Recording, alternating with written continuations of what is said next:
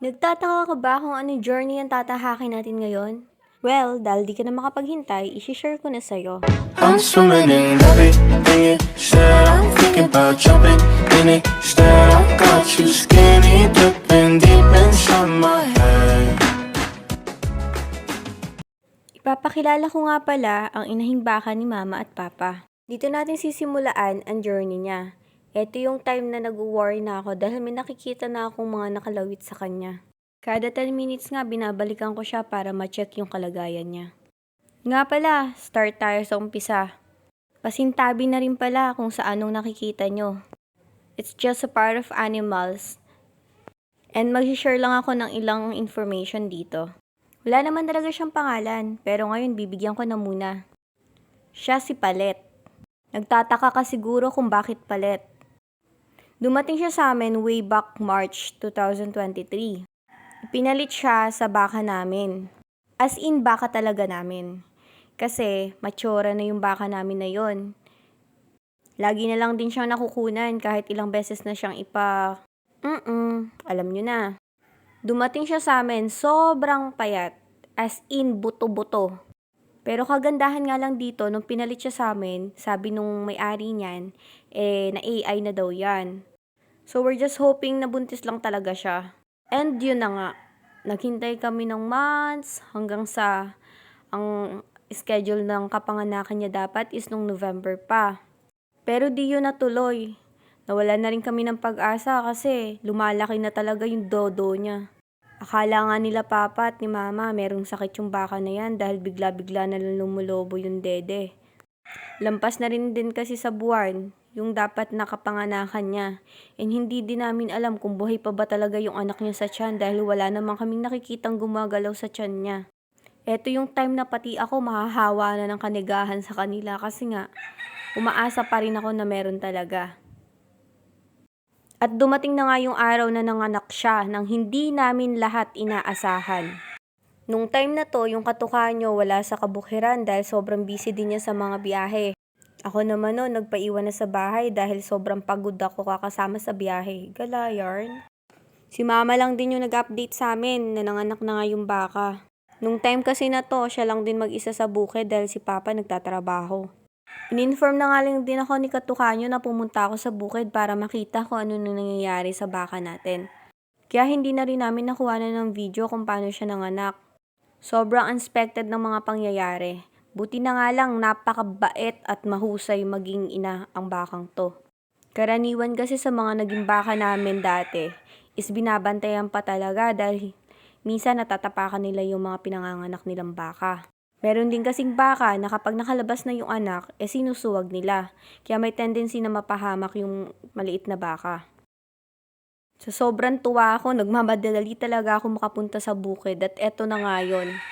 Napakasarap sa pakiramdam na makita yung pinaghirapan, hinintay, napakalaking blessing talaga para sa amin. Dahil yung baka na yan, na bagong labas lang, finally, sa amin na. As in, sa amin na. Yung pakiramdam na hindi mo talaga ma-explain, yung halo-halo na yung emotions mo, nakaka-excite sobra. At kung mapapansin nyo nga, mahina pa yung bagong panganak na baka. Dahil wala pang ilang oras yan, nag-start na siyang tumayo. Nagtatry din akong lumapit talaga para makita ko kung okay ba yung parehas na baka. And medyo nakakatakot lang kasi hindi ako pala lapit na talaga sa baka. Meron kasing mga inahing baka na kapag bagong panganak lang sobrang tapang at masungit talaga. Pero siya hindi. And nung time na to, ako lang yung mag-isa dyan na pumunta. Para nga tignan kung okay ba talaga at anong kasarian ng bakang mapupunta ba sa amin. Kapag kasi lalaki or barako, ipapalit ni Papa yun sa amin. Ang mangyayari, yung dumalagang baka nila ni Mama at ni Papa, exchange niya dyan kung barako yan. Magiging sa kanila na yan. At yung dumalaga, mapupunta sa amin. Pero ang nangyari, babae siya. Kaya hindi mapupunta kay Papa, kundi sa amin. May plano kasi siya kapag barako ang naipanganak niyan. Pero dahil hindi nga barako, hanggang pangarap na lang. Ito yung time na napapaisip na lang ako na napakaswerte namin. At napakaswerte niya na nakalabas siya at nasilayan ng mundo. Nawala na kasi sila ng pag-asa na baka patay na talaga yung baka.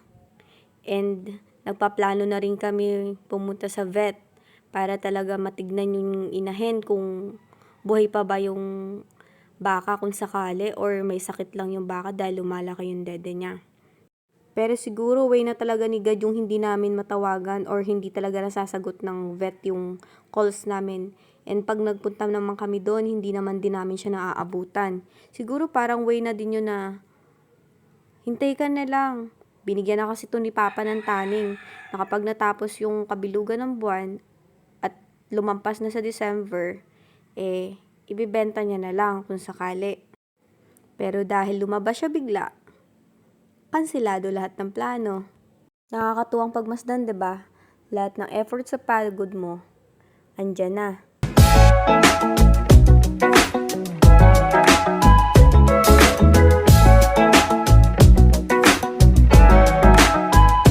Listen the way you touch me. I don't know much about love, but I keep on checking my phone to see when you're home or when you want me to pull up.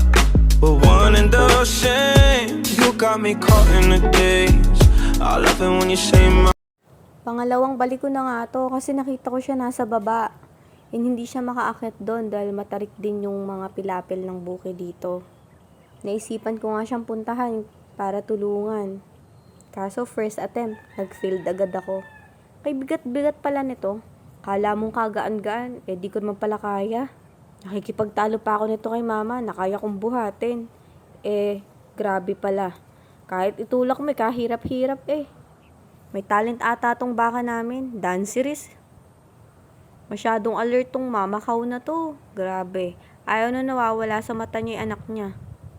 Help is on the way na nga at nagpunta na yung kapatid ko, pati yung pamangkin ko na akala mo naman may maaambag. Sumama na din pala dito yung girlfriend niya. Trying to help nga ang peg namin dito. Kaso, medyo struggled. Eto na rin yung time na dumating na sila at tinulungan na nga nila makaakyat. Love is yours. I'm thinking about jumping in it. Instead, I got you skinny dipping deep inside my head. I'm swimming in everything. Said I'm thinking about jumping in it. Said I got you skinny dipping deep inside my head. Inside my head.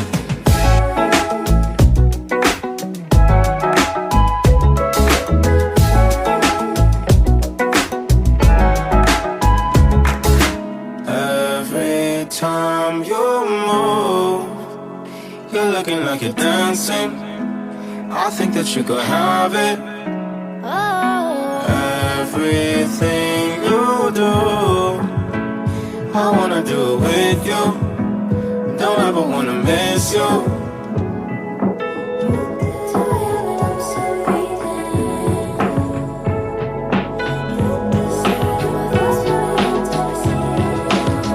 I'm swimming in everything. Said I'm thinking about jumping in it. Said I got you skinny dipping deep inside my head.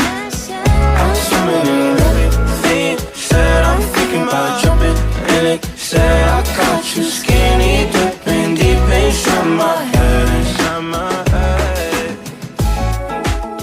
About jumping in it. Said I got you skinny dipping deep inside. So ayun mga katuks, dito ko na puputulin ang ating video dahil hindi rin nila maiangat kaya tutulungan ko na.